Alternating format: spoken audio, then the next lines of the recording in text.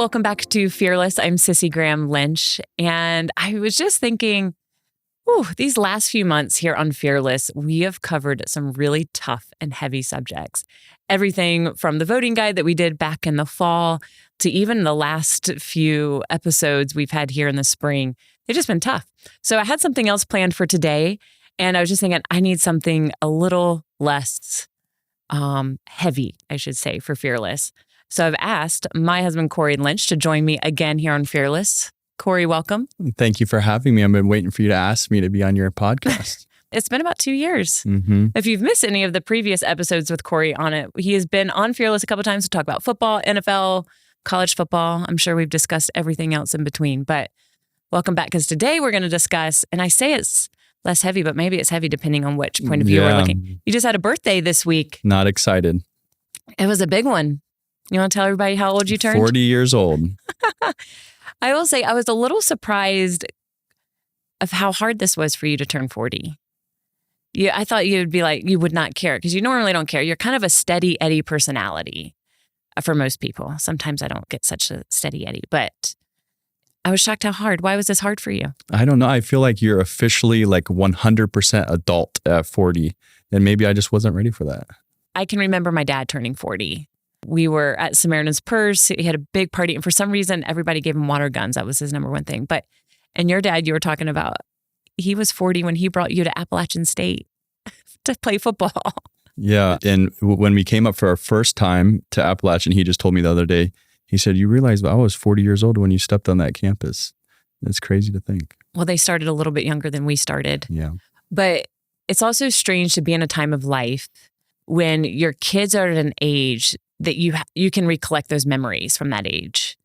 And it's like our children aren't baby. I mean, we still have a baby, but our oldest children, I can remember being 11 and 8 and 10 years old. And that's hard to see them at that age that you remember. And I can start understanding these midlife crises that people have talked about all these years, because it's been a time we're starting to reevaluate, reevaluate our time, reevaluate how we're raising our children. You and I have been having discussions over the last, 6 weeks or so as this birthday's been approaching, even reevaluating our marriage, our communication, our jobs. What are we doing with our life? And I guess everybody comes to a stage of life, and it's good to reevaluate, kind of redirect courses or redirect our course, and where would God send us next or take us next, and to be obedient in that. And I would say you and I haven't always done that. Not obedient, but we don't always reevaluate. We just kind of keep trucking along. Yeah, we don't need much communication. I'm just kind of like, hey, if I got a 2 days notice or a day's notice, let's just do it. And we'll figure it out as we go. That's how we've kind of lived our life, our adult life. And maybe, I don't know if that's a good way or a bad way, but we've been talking about maybe we want to change that. Yeah. Because you and I, we don't live a normal life. We're going to get into that. Our life is pretty hectic and pretty crazy. For those who are listening that might not know, we had a really big move this year. We've lived in Florida almost 16 years. Yep. You're born and raised. You played football, NFL there, and we bought a house while you were playing football, and it's just become home where all of our children were born, and we moved to North Carolina. So that was a big year, but you haven't been living here in North Carolina. From being in Alaska with Samaritan's Purse, we're going to talk about that later, but also closing up some of our own personal business. You've been gone the majority of the year, and that's been hard. Yeah, it's been very hard on our family. It's funny because, of course we moved this year. And I think with that big move and trying to celebrate your birthday, you're leaving in 2 weeks for a job for 5 months. It's been hard. It's like, man, we really don't have that many friends here in Boone, North Carolina. So it's like, we didn't have time to go anywhere, travel for your 40th. So we spent it really simple with some just dear family friends and my mom and my sister-in-law. But the kids and I wrote something for you for your 40th. And it was 40 things we love and know about Dad. I won't go through all of them because some of them would be personal or inside jokes that people wouldn't get. But a couple that the party loved last night that they were laughing about around the table, and I'll share. First off, you should know about Corey. He is a problem solver. Corey does not walk through life. He does not walk through a day, a minute without trying to solve some problem. He's probably looking at this room around me and how they could fix it somehow. What would make it better? He's always looking to make things more efficient, aren't you? That's often caused fights for you and me. I'm so the opposite of that. I am not a problem solver, but I have learned. Even when we just went on a date this week, you're looking at construction. How is this built? Why did they do it this way? And I'm sitting here just trying to drink my coffee and want to have a romantic night. And I know I have problems, okay? Okay, but you're solving those problems. Okay, one of them was, everybody loved this story. We used to have a dog named Nala. Mm-hmm. She was a Doberman. She was beautiful, gorgeous. Corey, one time for my birthday, I come home. I'm gone with my girlfriend. We go to the beach or something, and I come home. She's from out of town. And I get home, and there is this dirt all the way from the front door to the back door. Not that much. And I said, what in the world? I was so mad. I said, I just cleaned this house. We have out-of-town guests. What is he thinking? So I go to the garage. He's working, I think, on your boat. And I said, Corey, you just left a trail of dirt all the way from the front door. Can you come in and clean it up? And we walk in, and I see on the back door this dog pouncing. It wasn't a cute little puppy. It was like a wild teenager, like a 7-month-old puppy, bouncing on the back door. And you're smiling ear to ear. Happy birthday. And I open up the door. This dog jumps on me, scratches me, gives me a scar, and rips my bathing suit cover up. And you're smiling ear to ear. You were so proud of that dog. But come to find out, people didn't realize in the story, the trail of dirt was on purpose. Yeah, you led that like rose petals. You were supposed to go to the backyard. It was supposed to lead me to the dog, but most men wouldn't put dirt in their house. Well, it's just a little bit. So anyways, that's still one of my favorite stories, Corey and the trail of dirt leading to Nala. But there was a fun list of things to celebrate your birthday. But, as you've turned 40, this has just been a time of reevaluation and having conversations that we haven't had in a long time. When we talk about reevaluation, what has the Lord laid on your heart as we look back and talking about life and what we want to do differently? As I was approaching 40 and now I'm here and past it, so pushing on forward. But I kept saying, I'm about to be 40, and like you said, we just kind of go for things, and that's just been our direction. I don't think necessarily in disobedience, but in the direction of life. It's just for me now in the next 10 years, 20 years, what does it look like to be 100% obedient to God's calling on your life? And what calling is that? For me, for many years, I played football since I was 5 years old. So 5 to 30, I played football every single. I had a purpose. I had a direction.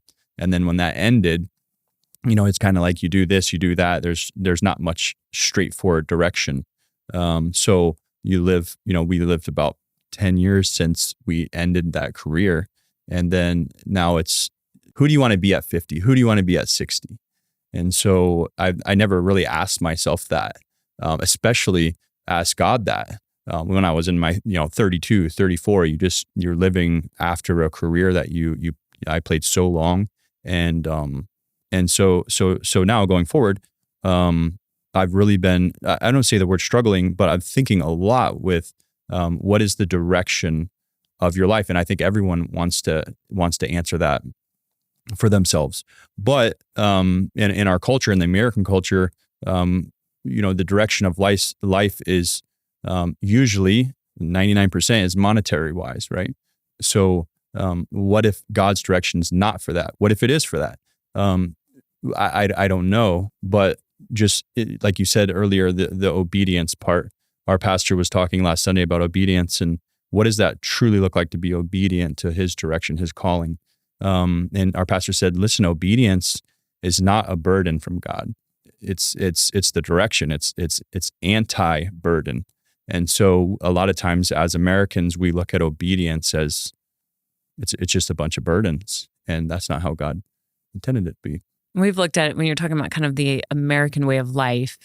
We work this job till retirement, which by the way, technically, I don't think you're that far away from retirement now. And we've lived in Southwest Florida, mm-hmm. which is where people want to come to retire. And they do, by the droves. And there is some people have worked so hard their life. And I think though, when we were watching it from afar and on the outside. Especially being young.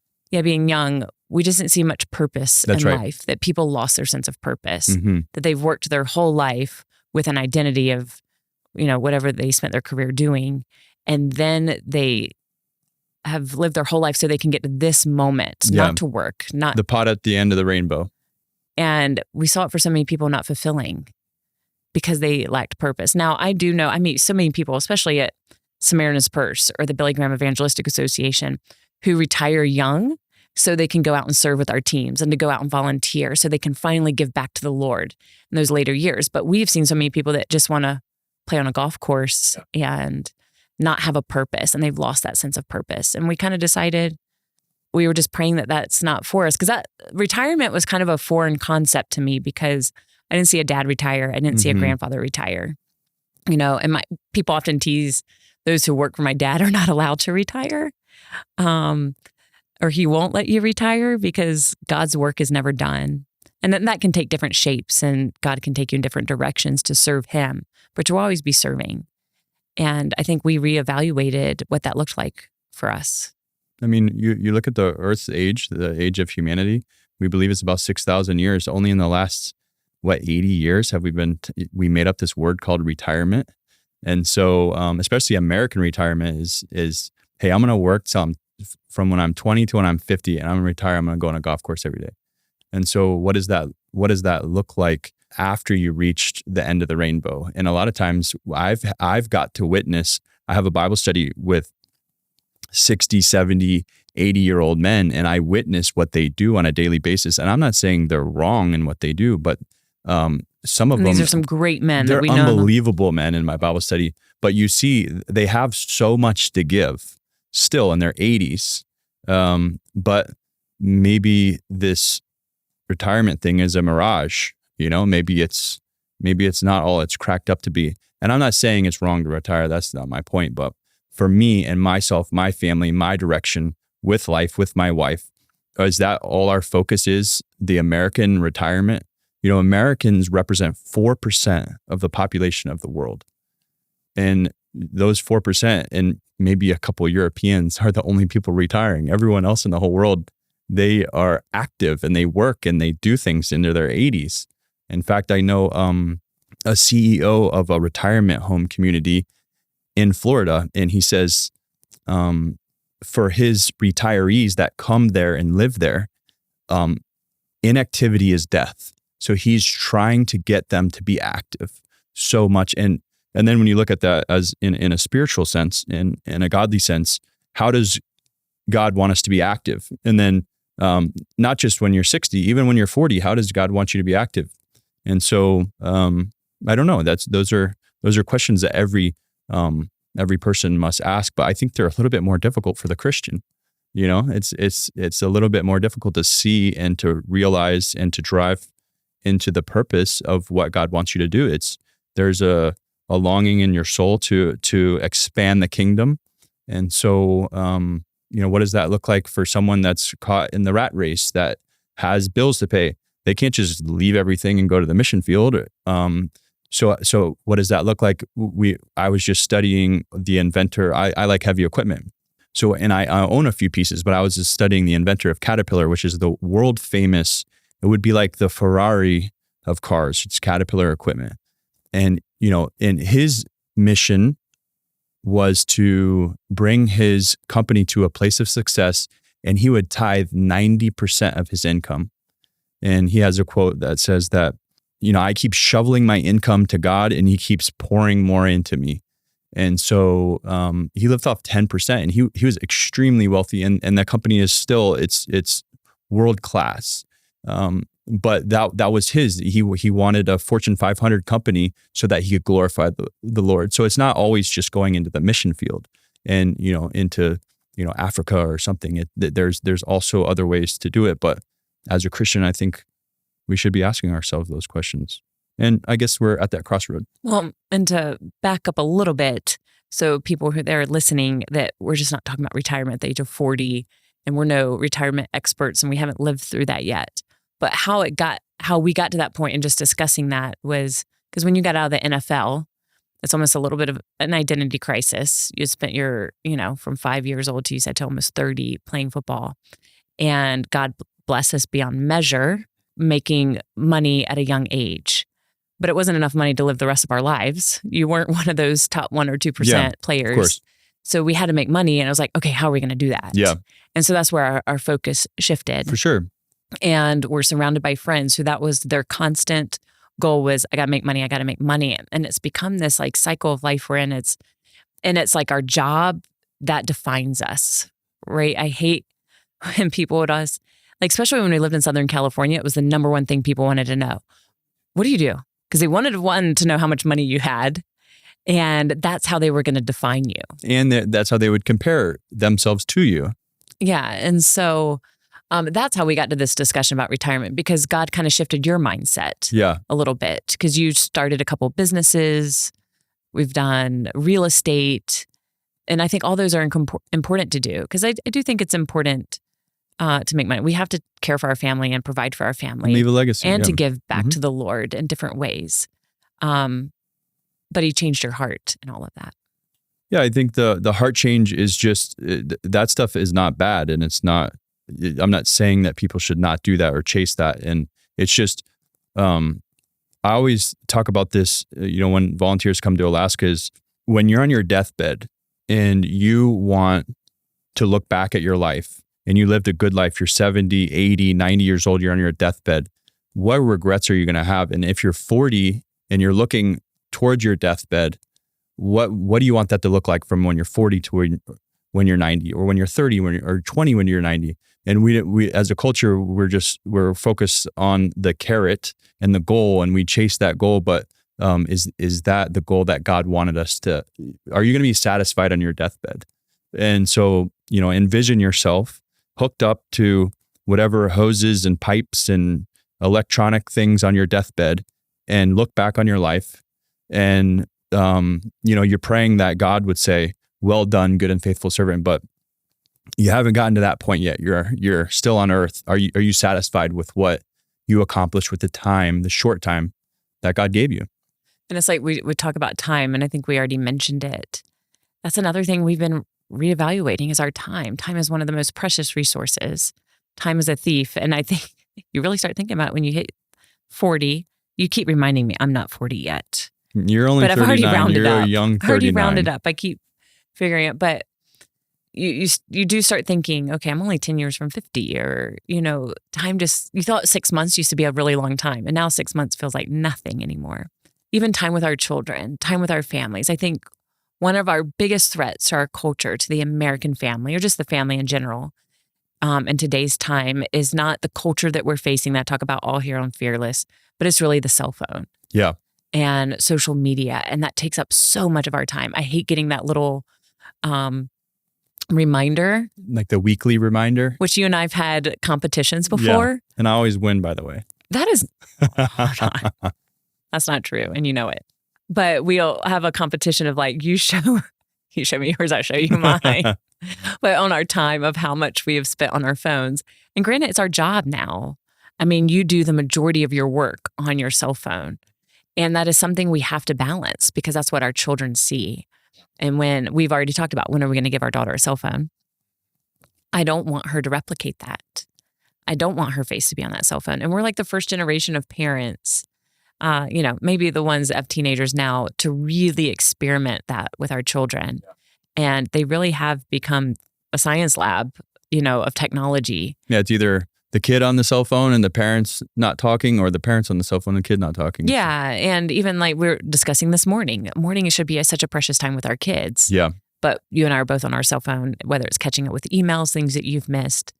And so it's really something like we haven't quite figured it out yet, but we're trying. And that's where I think for those who are listening, it's so important to, and we're not great at this, and we're trying to reconnect and say, okay, what are we getting wrong? How do we need to fix it? Because I think if time is a thief, and I look how fast it's going. Yeah. And to think we only have like 7 more summers left with our oldest, or 6. And I'm spending how much time on my phone missing out. Yeah. And oh man, it's just as a gut punch sometimes. So it's just like, Lord, how can I use my time wisely? And no matter what age we're in, whether that's you don't have kids yet, whether you have kids and that time is precious and it's fleeting, or you are in a time of retirement and you're an empty nester, our time is still important, but it's still valued. And God has given us time. That means it has value, and we have to be obedient with that. And remember, obedience is not a burden. You're talking about crossroads. And it's like, why do we think it's in our mind at the age of like 40, why we're at our crossroads to talk about retirement? I think that you start seeing people, their parents retire. My parents retire. My dad worked for 30 years and then he retired and he was still in incredible shape. He could have still worked. It was a forced retirement, but that timeline is hitting you. You turn 40 and my dad retired at like 51, which it was incredible for him. And he has a great retirement. So that time frame is coming into existence, into effect. I mean, it's crazy to even think like that. But I think our culture has wired us like that. Exactly. And our culture is saying, if you don't have this much money by 30, if you don't have this much money by 40, you're never going to make it. If you don't have this much money by 60, you're going to live on food stamps. And in other cultures around the world, they don't live like that. I literally live in a culture in Alaska, which we can talk about a little bit later, that they live by the seasons. And God will provide their needs in the next season. And so, our 4% culture is telling us that we must be here at this time. We must be there at that time. So, what is the Bible telling us? What does it say about money, about finances, about time, about family, about children? I think that's the concentration and that's the focus, is not what the world tells us, not what our American culture tells us, but it's what's God's word telling us. And how do we implement that? How do we listen for the voice of God in our own, they call it the dash, the line between when you're born and when you die, the dash on your tombstone. What do you do with that dash? And we can make our own decisions and we can do all the things we want to do. And I think you read about that in Ecclesiastes, right? Solomon did so much that he wanted to do. And then in the end, it said it's all vanity. So if you step back from the most wise man that God ever created and say, okay, well, he said it was all vanity. What does God want from my life that's not vanity, that when I'm on my deathbed, I can, look back and say, man, I lived a purposeful life. And it's hard to know, do I have purpose? I think everybody's seeking, of course, purpose. And you're wondering like, oh man, I'm a mom, a working mom, but some days you're just buried with the laundry and the cooking and the cleaning. You're like, oh, what's my purpose? But to know that we're not to get caught up in the way the world defines it. And just to remind, and that's where we've had a thing. And everybody's story is different. Some are called to be very successful businessmen. That's right. But for us and personally, it was having to reevaluate because we were chasing so hard that dollar. Mm-hmm. And especially after the NFL, we were talking about this week of remembering you had a goal in your wallet with a little sticky note with your 5-year goal and your 10-year goal, which we're way past that now because you're at 40, but you had these goals and it's so different because you don't have that in your wallet anymore. But just strange that you had to have that in front of you every single day. But leading into that, I get that question all the time, whether it's, on social media, people will write or people ask me, what does Corey do now after football? And I think we've touched on it before, but I hate that question, period. We were talking about that earlier, like when we lived in California, people go, what do you do? But now, and maybe it's because it's the millennial way, as millennials, we're kind of that first generation that doesn't live the 8 to 5 and that normal life. And I think even my dad had a hard time figuring out what you and I did other than I worked for him, but what you were doing down in Florida all these years, because you were doing real estate and you were doing so many other businesses that didn't fit quite the norm. And of course, now people have so many creative ways to make money thanks to internet and social media. But I hate that question. Even when you were playing football, and that seems like a simple answer. Well, what do you do for a living? Oh, I play in the NFL. We would never answer that way. No, just say we're like investors or something. That was embarrassing. We didn't say we were investors. We didn't lie. I don't remember what we said, but we didn't like saying we played in the NFL. We would always try to come up with something. And I always remember this story. It was during the recession, and that's when we bought a house. Mm-hmm. You were playing for Tampa Bay, but it was during the lockout. Mm-hmm. So technically, you were in between contracts. You didn't have a job. And we bought this house. It was such an expensive home. And I think, what did we get it? 90% off. 90% off, fully furnished. And we walk in, and everybody else in that neighborhood had spent their life savings, their retirement. 100%. They were coming in for their retirement for that. And they see these young kids come in. I think we were 24 at the time, just drop our suitcases. And they asked, well, what do you do for a living? They wanted to know why these young kids were in their neighborhood. And I didn't want to say I was in the NFL. Well, and technically you weren't, because it was the lockout. So you said, I'm unemployed. And their eyes just like, what? They were so mad. They probably thought our rich parents were buying us this home. Yeah. And I remember sitting, like reading my devotions in the back porch next to the pool, and our neighbor walks up and he's just dropping these hints to me, pretty much like, oh, I've Googled you.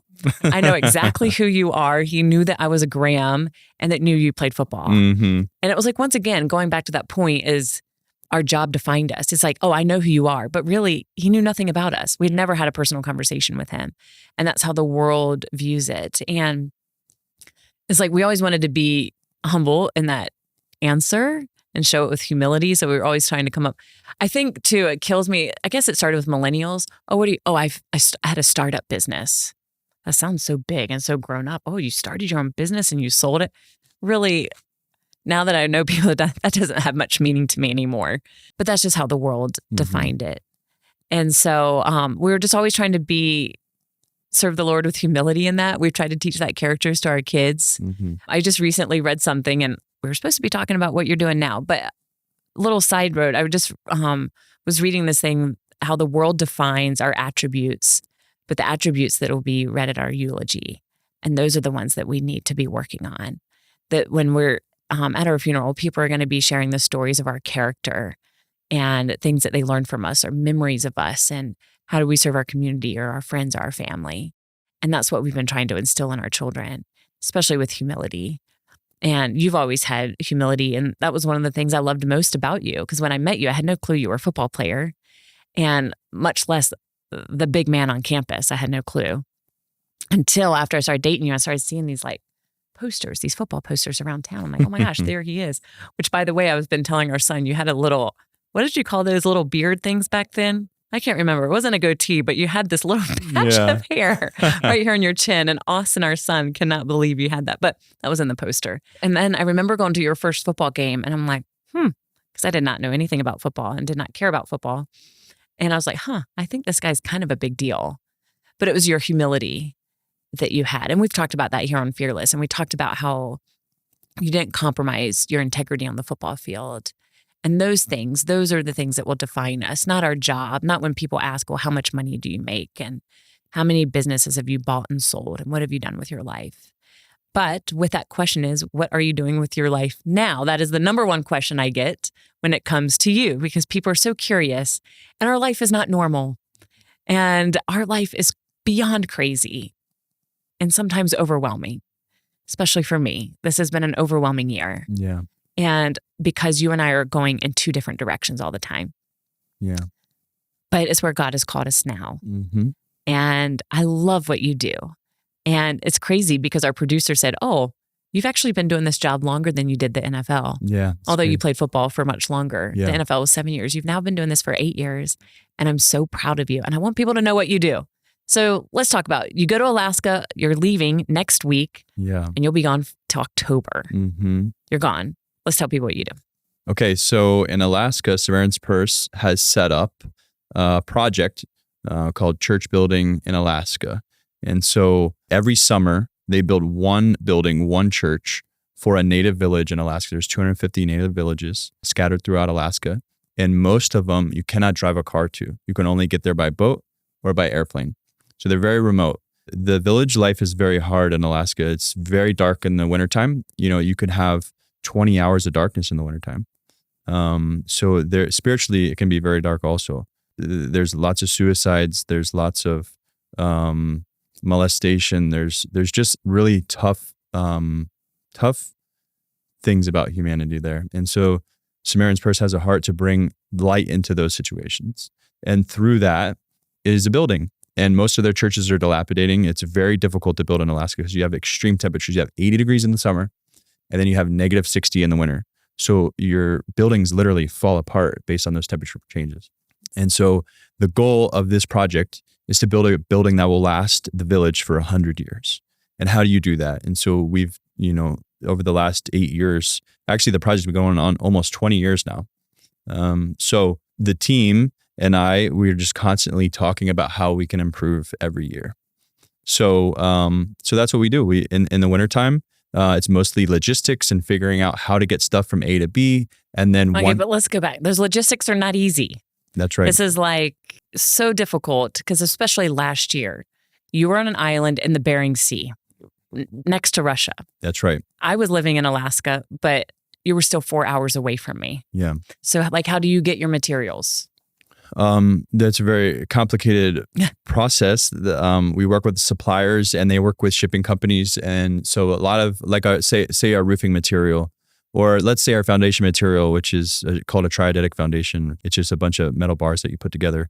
It's a very nice foundation. Anyways, it comes from Canada. It gets trucked into America. It hits Seattle. It gets on a barge and it goes into Anchorage. It gets offloaded from Anchorage. And then it goes onto a smaller barge because that barge is just going back and forth to Seattle from Anchorage all year long because the ocean never freezes. But then they have to bring that barge to the west to get it into a freshwater river. But guess what? It's frozen because it's wintertime. So they have to wait for the ice to come out of the river. Then they go into the river, get on another barge, and then that barge makes its way up the coast that's closest to Russia in the Bering Sea. And so it's anywhere from 60 to 80 days of a journey to get to that one spot that we built last year. So the logistics are extreme. It's very hard. And that's why it's not like something you just go up and do. Mm-hmm. There's nothing normal about building in Alaska, Yeah. especially to the quality. Something important my dad has always taught us and has led by example at Samaritan's Purse is the quality, to do the very best. Because many of these villages, many of them can be like third world countries. Yeah, I mean, it's still America. It's Alaska. It's a state, and it's a really tough place. I mean, the thought processes are different. The languages are different. Everything's different. We're in it. It's a different space in America, and so it's just very different. Money's hard to come by. Food's hard to come by. In building, people paint their house, and within a year, all the paint's gone. The paint can't last at negative 60 degrees. So it can be very run down in some of the villages. So we want to make the best building within 100 miles, and we want to make that building the last. And the important thing is, first, Samaritan's Purse isn't going in and building churches. These are churches that already exist. That's right. With a pastor. That's right. But with a building that might not be efficient. And to go in there and to build an energy efficient building. That's right. Where people want to come, almost kind of has become not just a church, but a community center in the wintertime. Absolutely. Where people can come and get out of the elements and be warm and serve dinners. And it just is more of a community center. Like the last one I loved last year was a village who really focused on their youth. And they were so excited for their youth group to be able to have a place to come and hang out in the winter where it's not freezing cold and no broken glass. And so I love this part. It's one of the projects at Samaritan's Purse that people know the least about. That's right. And I'm so thankful because the communities up there, as you said, can be such a dark place, especially for young children. You spoke on, sexual abuse, most on by the age of like 15. The can be drugs, alcohol, but some villages don't even allow alcohol because they know the dangers of it. The village you were in last year had a big sign on the road from the airport, no alcohol allowed in the community. Or we kick you off the island. It's literally an island. But that's how serious they took their youth and wanted to invest. So it's just neat to be able to provide a community. And when you're done, you hand over the keys. That's right. Yeah. One of the requirements is that there be a pastor in place. And so when we're done, we hand the pastor the keys and we leave and we pray that building just lasts and lasts. And 2 summers ago, we built a building that, like you talked about, energy efficient. We brought them from 3,000 gallons of diesel. That's how they heat with diesel fuel, to 300 gallons. I mean, that was a 90% decrease, and that will allow the gospel to be preached in that church for 100 years, because now they're saving, literally $20,000-$30,000 in fuel every year, and you times that by 100 years, that's millions of dollars. And you also mentioned your team. You have an incredible team up there that work under you, but it's all volunteer based as well. And how quickly and with who do you build this church with? Yeah, so we take anybody that will sign up. They're required to pay their way to Alaska. Once they get there, we take full care of them. We fly them on our own airplanes, and we feed them and we house them. So we have our volunteer base who would sign up every year. And the volunteer signups are really tough to come by. Sometimes they get taken up in less than 24 hours. We had 140 volunteers last year. So just amazing people that you get to meet throughout that. But then the team who's on staff, just an unbelievable staff underneath me. And we all look at ourselves as equal, and we all chip in, and we all have our own goals and desires, and we all have our own job descriptions. But I love working with those people. And I think one thing that's neat to hear is you do this in about 16 weeks. That's right. And what construction job do you know happens right on time by the minute? Nothing. Yeah. And because you can't finish too early because you already have volunteers come up, and you can't finish too late because the snow and season's going to start. But it's just amazing, like the timing. Everything has to be on schedule and stay. But as we talk about the season, you were talking about you go up and you work in Alaska and you see people live from season to season. Yeah. And how quickly those seasons can change.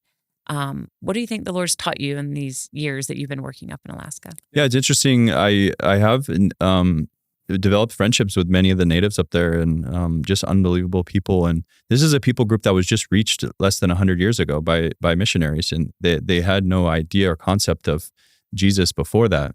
So just hearing the stories of them and interacting with different cultures, that's one thing that I'm so thankful of. By 40 years old, I've been able to travel to different parts of the world and see cultures, and we've been fortunate enough to go to Israel and the Middle East, and we've been fortunate enough to go a lot of just amazing places and see amazing people. But their culture in Alaska is a very Eastern culture. So we come from the West. We come from the Roman culture. We come from the English culture, and their culture is still East. It's a lot closer to the Asian culture. So it's a different mentality. It's a different mindset. The American way is, like we talked about earlier, it's you work, you get to retirement, and then you do nothing. But their way is, God will provide next season. God will provide a moose that come, and we can harvest a moose. And that's what we do, one every year. And we never miss one. We haven't missed one in hundreds of years. And God will give us the berries on the fields. And during that season, we take the berries, and the salmon will come. Every June, the salmon will be here. We know that. And so it's just a very interesting culture to be a part of and to learn from, especially a culture that had no idea about a God. They did know that all this didn't happen from a big bang, and they knew that there was a God out there. They just didn't know who his name was. And so, talking to people, like I talked to an 80-year-old last year, I think his name was James, and he was just telling me about his father used to hunt seals in a seal-skinned kayak, like you would see something in National Geographic. This was, when he was 8 years old. So it was, 70 years ago. And so, but he told a story about how the missionaries came, they gave him a Bible, and, like our grandparents,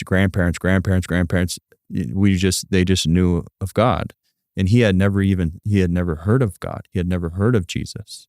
And so to be a part of a culture like that, that's very seasonal. It's very Eastern. It just, the more cultural that you get to be a part of. And like, I literally live in their culture for months at a time. It's not like I'm just in for a couple days, but you live amongst the people, and you see like this American dream of retirement. You kind of see the mirage. Well, I just know, watching you over the last 8 years, and it's something we never dreamed of doing, was going to Alaska and working. It was like when you first got out of the NFL, Dad asked for you to come work at Samaritan's Purse, and you weren't ready for that. You kind of, it's like, as we said earlier, you wanted to go do your own thing, make your own money, start your own businesses.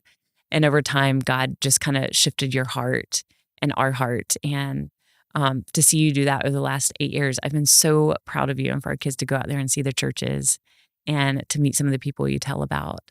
It's not what you thought you would have been doing, but God just has a way of, as long as we're obedient and moving our feet, to direct us in different ways. And I've often said, sometimes we sit still waiting on God. And I remember a pastor saying, God can't steer an anchored boat. The boat has to be moving for him to steer it. And I just think it's important for just anybody listening that no matter what stage in your life, maybe you're 20, you're 30, 40, 50, or you're empty nester at home without any kids, it's always good to reevaluate and ask God, what would you like me to do? Where would you like me to shift my time, my focus, my resources? And to be obedient to that. And if he calls you to strip it all away, obedience, as you said, is not a burden. And that we need to remember that. And that's just kind of where you and I have been these last few weeks. Yeah. Turning 40, you turning 40, me one more year. But having some tough conversations of where we're going to redirect. And you're going off for 5 months. That's one place we're going to redirect, is not being able to keep our family apart much more, and being able to spend more time, because that time's precious with us. Mm-hmm.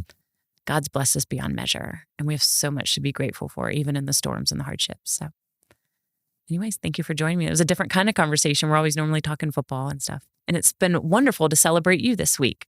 Happy birthday. Thank you very much.